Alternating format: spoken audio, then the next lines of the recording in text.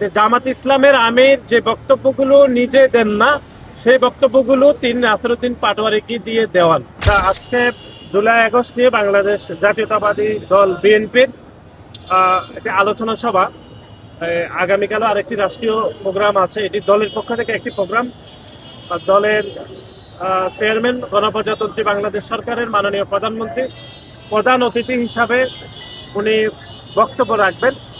এছাড়া আমাদের দলের গুরুত্বপূর্ণ সিনিয়র নেতৃবৃন্দরা এখানে বক্তব্য রাখবেন।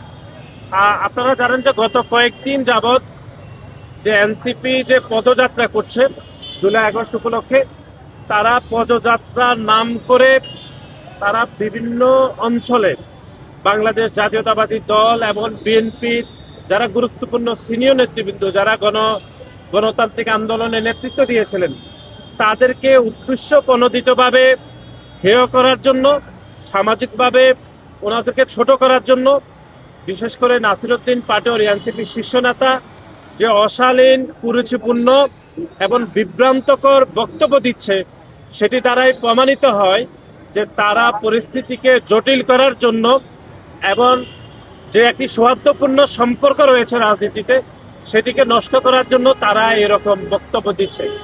এবং এনসিপির নাসিরউদ্দিন পাটোয়ারির কোনো বক্তব্যের সাথে এখনো পর্যন্ত এনসিপির অন্য কোনো শীর্ষ নেতারা দ্বিমত প্রকাশ করেননি।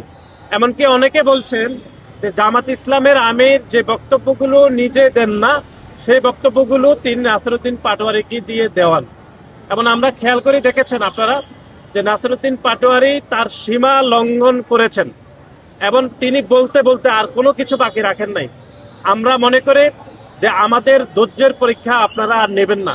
যদি বাংলাদেশ জাতীয়তাবাদী ছাত্র দল মনে করে যে আমাদের ধৈর্য শেষ হয়ে গেছে, তাহলে আমরা মনে করি পরিস্থিতি আরো জটিল হওয়ার সম্ভাবনা রয়েছে।